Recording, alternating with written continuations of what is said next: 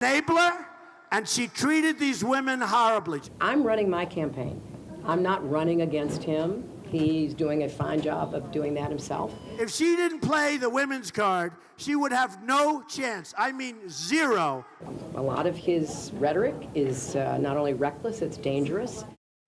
Punch and counterpunch out on the campaign trail. Hillary Clinton and Donald Trump as they campaign ahead of their primaries today. Democrats vote in West Virginia.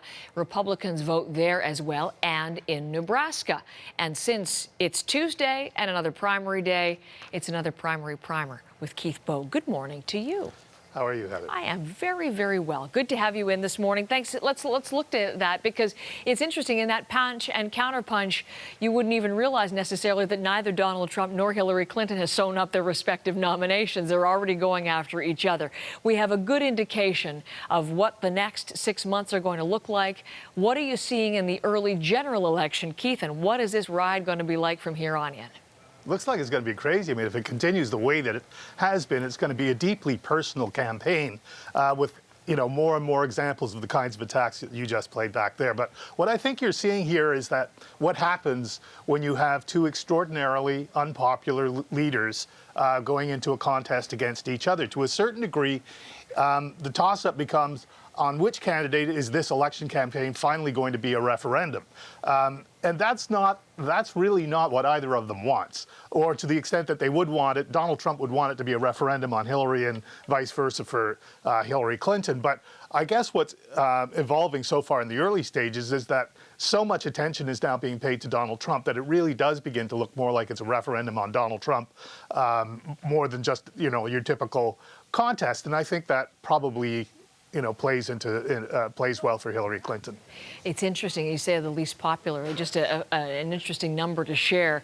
37% of voters hold a strongly unfavorable view of Clinton, and only one candidate is worse in the last 36 years, and that's Donald Trump. So that's an unusual dynamic. Although reading USA Today, Keith, has them pretty much head-to-head in the polls, and that's pretty remarkable. Head-to-head in at least that one poll.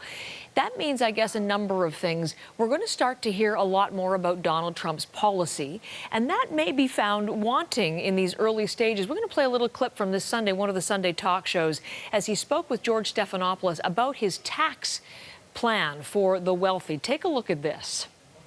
What I'm doing is I'm putting in a plan, and that's my maximum plan. That's what I want. But bottom line, do you want taxes on the wealthy to go up or down? They will go up a little bit, and they may go up, But they're going down above, in your plan. No, in my plan they're going down, but by the time it's negotiated, they'll go up. Look, when I'm negotiating with the Democrats, I'm putting in a plan. I'm putting in my optimum plan. Okay, he's got a plan. We know he's got a plan, but what is that? I'm confused. I'm sure many people are. I mean, what do you think's going to happen as some of this is brought under the microscope? Well, I think it is being brought under the microscope, and I think it could have been brought under the microscope more fully any time in the last 4 or 5 months.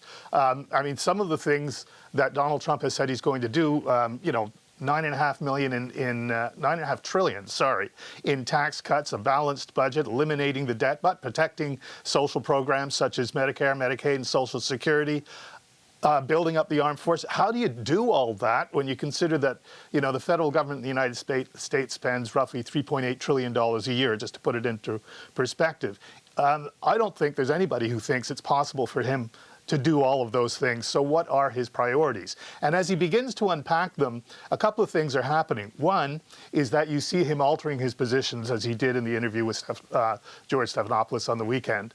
The other thing is, though, it is feeding into this notion that maybe Donald Trump hasn't thought things through very carefully. We saw a little bit of a taste of that when earlier in the primary campaign season, he was asked questions about abortion and came to the conclusion almost on the spot, it seemed, that, if anybody had to pay a penalty for it, it should be the women who receive abortions by going to jail. Which is definitely not the position of the pro-life movement at all, and was appalling to a lot of social conservatives, but seemed to be a revelation to Donald Trump. It did seem to people that he had really just begun to think about the thing when he answered the question on television. How many more examples will there be like that before people start to really get a little bit apprehensive about what it is he said through the campaign, whether it is thought through, whether he is going to be changing his mind on some key issues? And that's always a dangerous thing. When you say it was for a appalling candidate. to part of the Republican Party, the party seems to be, consumed by what to do now that we've got Donald Trump as our nominee. And so you see talk, I've been reading of late, about a third-party candidate coming through miraculously. That's part of the discussion. Also part of the discussion revealing how deep this goes. The sniping back and forth with Speaker Paul Ryan. We have some images of him. Now, this is really interesting. He's the highest elected Republican official, back and forth, and lots of bad blood, lots of policy differences.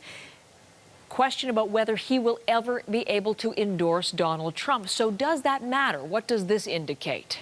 Well, I think it indicates what people expected for a long time, that Donald Trump would be a very divisive nominee for the party, and it would be difficult for him to pull people together behind him. But it was an extraordinary thing to see Paul Ryan say last week that he wasn't sure that he was there yet when it comes to whether he could support Donald Trump as the nominee. That's a really, really important development and an important indication of the difficulties that are going on behind the scenes in the Republican Party. You also see the former presidential nominees for the Republican Party and former presidents taking a pass on whether they'll even go to the convention in Cleveland. So there's a lot of healing that has to be done, and it's not at all clear that it even can be done. And finally, this week, Keith, we got a sense over this past week of one of the lines of target, I guess, one of the lines of attack for Donald Trump on Hillary Clinton. Hillary Clinton as enabler. Let's listen to a little bit of tape here. And Hillary was an enabler, and she treated these women horribly. Just remember this. And some of those women were destroyed not by him, but by the way that Hillary Clinton treated them after everything went down. So there's nobody that has more respect for women than me.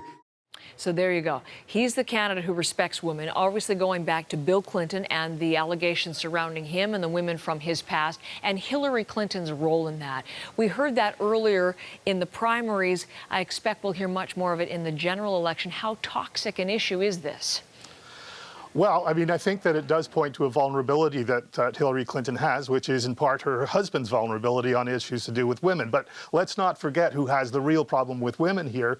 And that's been clear through polls that have shown that his negative ratings, Donald Trump's negative ratings among women, are extraordinarily high. So, I don't know how this is going to play well for him, talking about the so-called women's card and so on, when he has so many vulnerabilities in his own past on that. And you hear him talking about what Hillary Clinton said or did with regard to what he considers to be the victims of sexual assaults, in some cases, of the former President Bill Clinton. But boy, does she have a lot of stuff to play back, too. Things he said on the Howard Stern show, things he is reported as saying about, Rosie O'Donnell, all kinds of things like that. But what a messy campaign that is going to turn out to be if that's the way it gets played out. It really does. It is, I think, despairing to a lot of American voters that this is the choice that they have to make.